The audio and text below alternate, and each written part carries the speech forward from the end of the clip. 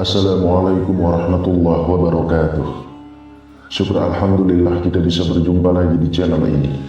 Salawat dan salam selalu dan tetap tercurahkan kepada junjungan kita Nabi besar Muhammad sallallahu alaihi wasallam. Allahumma salli ala sayyidina Muhammad wa ala ali sayyidina Muhammad. Harapan dan doa saya semoga saudaraku semuanya selalu diberikan kesehatan, dilapangkan rezekinya, diampuni dosa-dosanya, dan dipanjangkan umurnya. Amin ya rabbal alamin. Sahabat beriman yang dirahmati Allah, pahala adalah tabungan rahasia dan ditangani langsung oleh Allah subhanahu wa ta'ala. Karena tanpanya seorang muslim akan terjerumus dalam kenistaan dan kebinasaan di akhirat. Setiap manusia dapat memaksimalkan adanya pahala, namun belum tentu bisa menjaga tabungan pahala yang ia hasilkan agar tetap awet dan berkembang. Ajaran Islam mengajak manusia untuk beriman kepada Allah subhanahu wa ta'ala dan beramal soleh. Semua itu demi kebaikan manusia itu sendiri. Allah subhanahu wa ta'ala berfirman dalam Quran surah Al-Fusilat ayat 46. Barang siapa yang mengerjakan amal yang soleh, maka pahalanya untuk dirinya sendiri. Dan barang siapa mengerjakan perbuatan jahat, maka dosanya untuk dirinya sendiri. Dan sekali-kali tidaklah Rabbmu menganiaya hamba-hambanya. Quran surah Fusilat ayat 46. Maka dari itu, kita jangan sampai amal kebaikan yang sudah susah payah dilakukan kemudian rusak karena suatu amal perbuatan lainnya. Setelah beramal soleh, maka tugas seorang mukmin adalah menjaga jangan sampai amal soleh itu rusak atau terhapus karena suatu amal lainnya. Betapa banyak orang yang beramal kebaikan dan amalan-amalan soleh lainnya, namun banyak juga pahala yang terhapus seketika. Lalu apa penyebabnya? Berikut penyebab gugurnya pahala. Yang pertama adalah riya. Riya ialah syirik kecil yang setiap manusia harus berhati-hati karenanya. Orang yang memiliki sifat riya mengerjakan segala kebaikan tidak diniatkan hanya untuk Allah subhanahu wa ta'ala, tetapi hanya ingin dipuji orang lain. Contoh perbuatan riya yaitu selalu memiliki hasrat ingin dipuji atas amalan-amalan soleh yang telah dikerjakan. Bukankah telah disampaikan bahwa jika tangan kanan memberi, maka sembunyikan tangan kirinya? Perilaku riya seperti virus yang sulit dideteksi.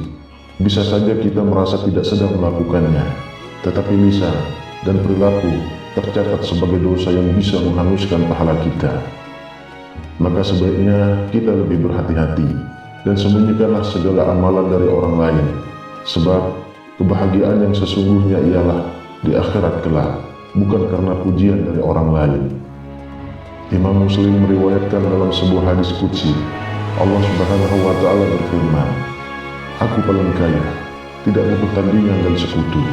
Barang siapa beramal menyekutukanku kepada yang lain, maka aku tinggalkan amalannya dan tandingannya. Lalu yang kedua, syirik. Ini adalah perbuatan menyekutukan Allah, seperti mengharap dan menyembah selain kepada Allah, percaya akan kekuatan selain kekuatan Allah, dan menyandarkan segala urusan kepada zat lain selain Allah subhanahu wa ta'ala.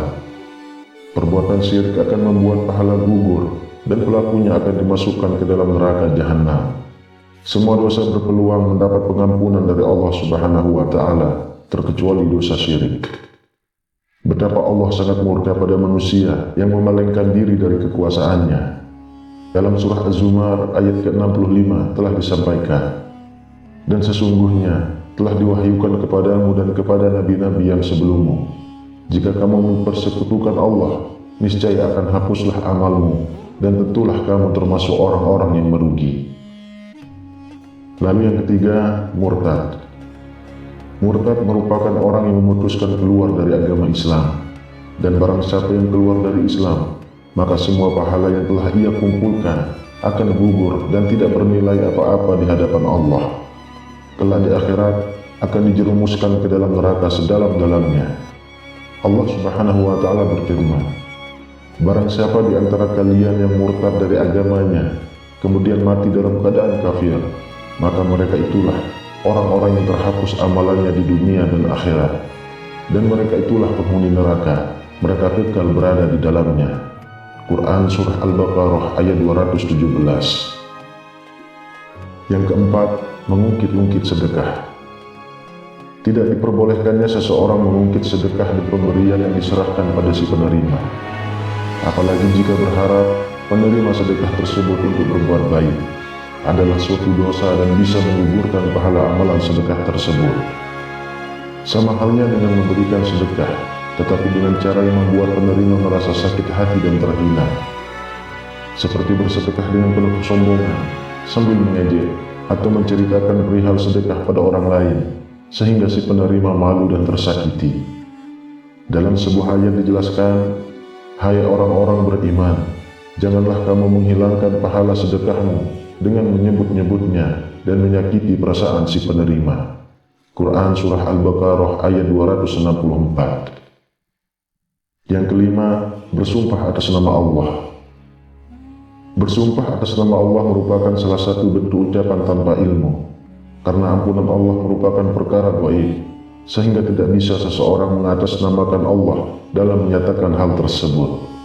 Meskipun dari segi lahir seseorang banyak dosa dan maksiat, namun tidak boleh ditunjuk secara langsung bahwa ia tidak diampuni oleh Allah, karena hal ini akan merusak dan menghapus amalan sang pengklaim tersebut.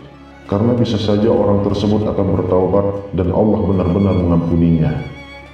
Dalam hadis Jundub radhiyallahu anhu, bahwasanya Rasulullah Shallallahu Alaihi Wasallam mengisahkan ada seseorang berkata, "Demi Allah, Allah pasti tidak akan mengampuni si fulan."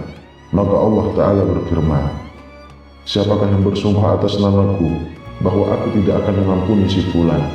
Sesungguhnya aku telah mengampuni si fulan dan aku menggugurkan amalmu." Hadis riwayat Muslim. Kemudian yang keenam, durhaka terhadap kedua orang tua. Orang tua adalah orang yang mesti kita hormati. Namun jika kita durhaka kepada mereka, maka gugurlah pahala amalan yang telah dikerjakan. Rasulullah Shallallahu Alaihi Wasallam bersabda, "Ada 3 golongan manusia yang Allah tidak akan menerima dari mereka amalan wajib, dan tidak pula amalan sunnah nafilah mereka pada hari kiamat kelak.